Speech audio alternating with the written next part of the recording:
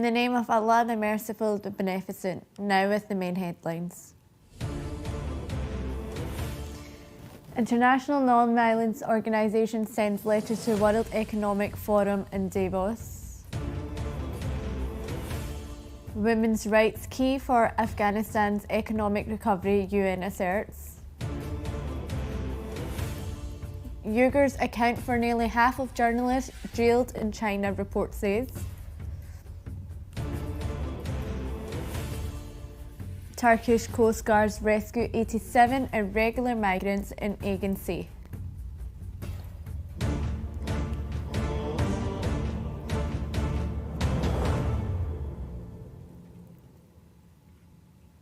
Assalamu alaikum, dear viewers, this is Aruj Fatima and you're watching Shia Waves live from Imam Hussein TV 3, only in London.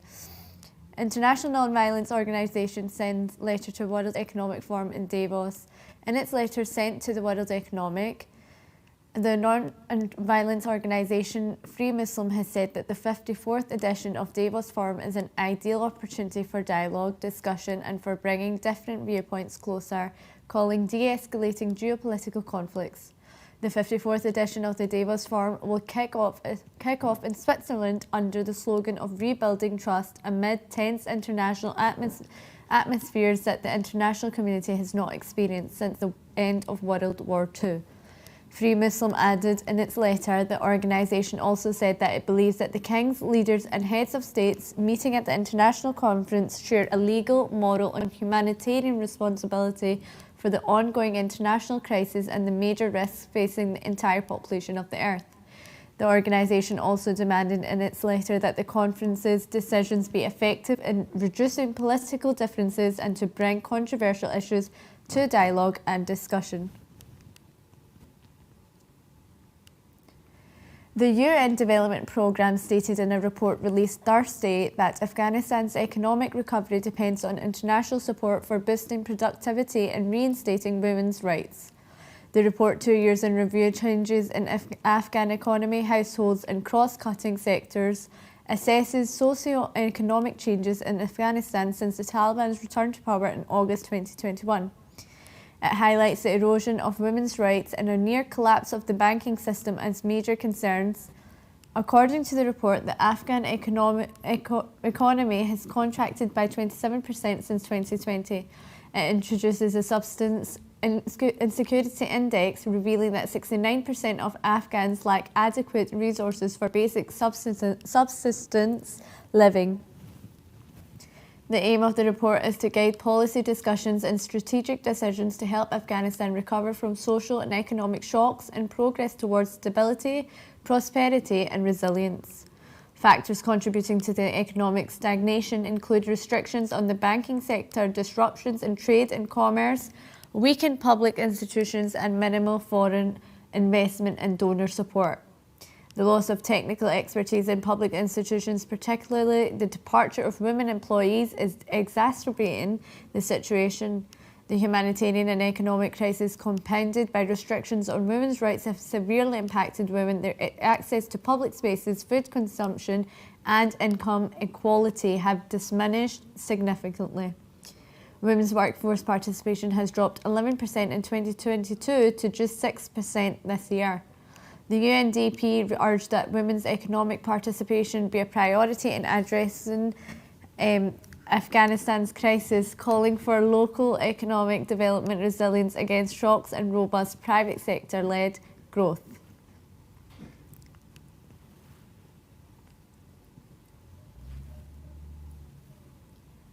And now in China, nearly half of the 44 journalists imprisoned in 2023 were Uyghurs, according to a report released on Thursday. Data from the Committee to Project Journalists, or CPJ, which offered a global snapshot of journalists jailed for their work as of December the 1st, found China had the most media workers imprisoned. The high proportion of Uyghurs detained in the country highlights the intersection between Beijing's poor press freedom record and its human rights abuses against the majority. Muslim ethnic group analysts said an examination of the cases of the 19 Uyghurs held showed that the critics of the Chinese government often face charges of separatism and terrorism. Multiple governments have accused China of committing genocide against Uyghurs and other ethnic groups in the northwestern region of Xinjiang. The UN Human Rights Office has warned that Beijing may be perpetrating crimes against humanity against Uyghurs. Beijing denies any wrongdoing in Xinjiang, which some Uyghurs prefer to call the Uyghur region or East Turkestan. Now let us remind our respected viewers of today's main headlines. The International Non-Violence Organization sends letter to World Economic Forum in Davos.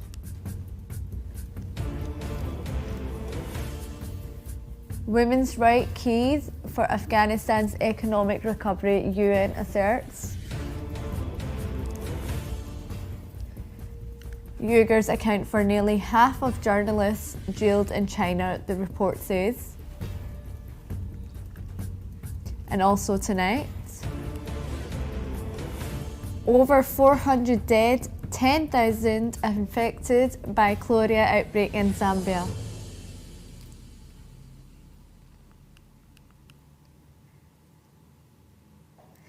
"87 irregular migrants were rescued by Turkish Coast Guard in the Aegean Sea after Greek authorities allegedly pushed them back into Turkish territorial waters. According to article reported yesterday, Coast Guard units rescued 38 irregular migrants from two inflatable boats off Ayvac in the Kanakel province, the Turkish Coast Guard said in a statement. It noted that the Coast Guard teams also rescued 20 irregular migrants in inflatable boats off the coast of Bodrum in the Mugla province, while saving 29 more irregular migrants. The rescued migrants were taken to Provisional Migration Management Directorates, the news agency added.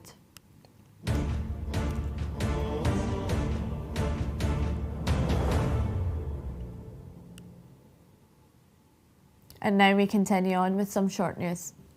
Tens of Shia missionaries and officials of cultural and religious centres and foundations in Iraq's Basra governorate, accompanied by members of the Shirazi-affiliated Alphabet Culture Foundation, visited the son of Grand Ayatollah Shirazi, Hujjat al-Islam wal-Muslimin, Sayyid Ahmed al-Shirazi.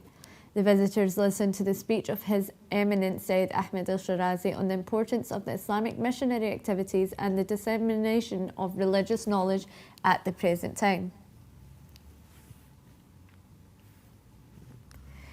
As part of its continuous humanitarian and charitable activities, the Shirazi-affiliated Faidul Batul Foundation in Iraq's Thegar governorate has distributed food baskets and winter clothing to needy families.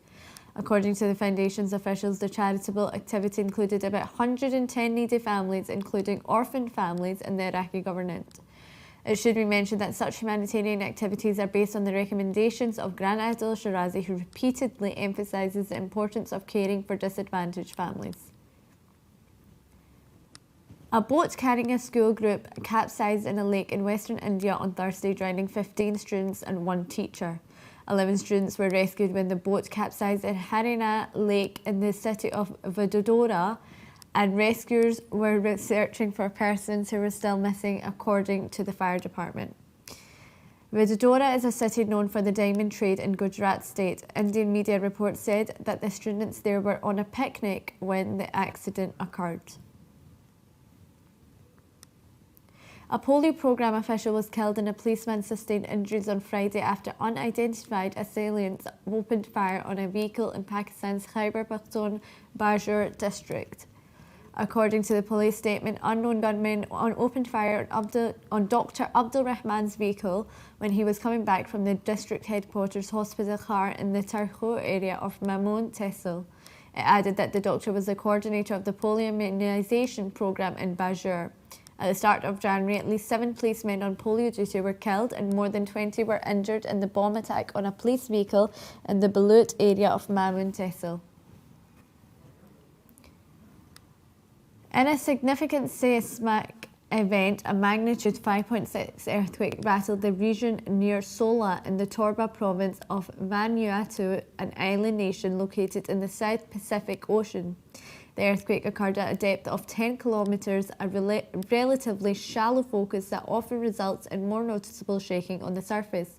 There were no immediate reports or casualties or damages. Vanuatu sits on the Pacific Ring of Fire, an area known for its high activity due to the collision of tectonic plates. There is a history of dealing with natural disasters, including earthquakes,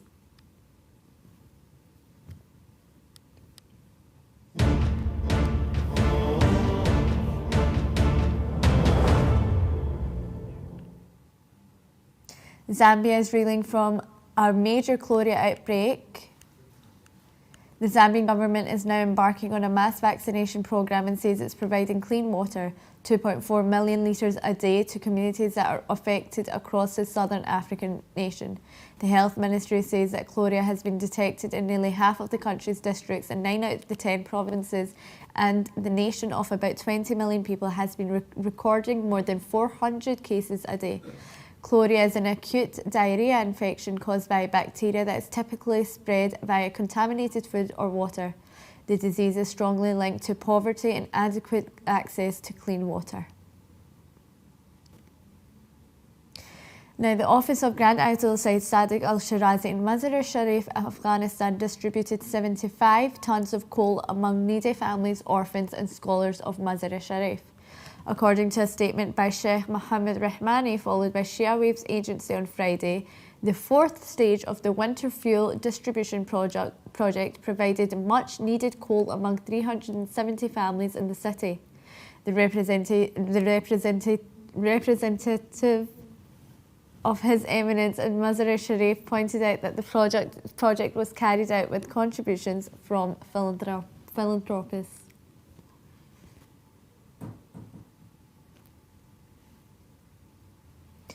Vienna, the capital of Austria, was the best city in terms of quality of life in 2023, according to a report by the World Index company published on its X platform. Vienna has won the title of the best city to live in the world for the fourth consecutive year in the last 5 years. The company has relied on several main criteria, including stability, security, health system, quality of education, and income equality to generate this report. Vienna enjoys the highest level in all these main criteria, which secured its position on the top spot in this ranking. Vienna, Zurich, Auckland, Copenhagen, Geneva, Frankfurt, Munich, Vancouver, Sydney and Dusseldorf occupied the first 10 places in this study. We have reached the end of today's Shia Waves show. Let's take a look back at today's main headlines.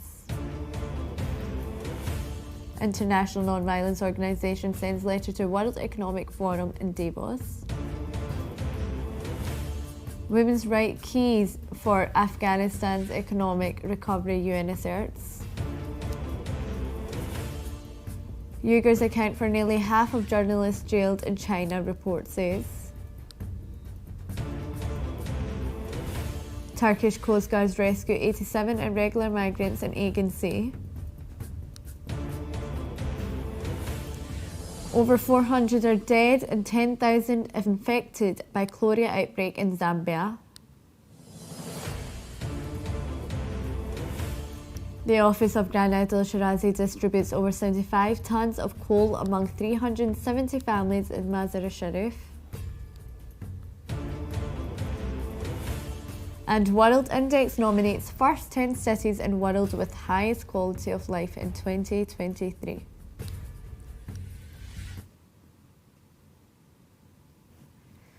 You can view the latest news on Shia Waves agency website, and you can send news of your city or country to be published on our news agency. Contact us on the numbers at the bottom of your screen. This is the end of today's news. Thank you all for watching. We pray to Allah Almighty to hasten the reappearance of the Master of our time. Wassalamu alaikum.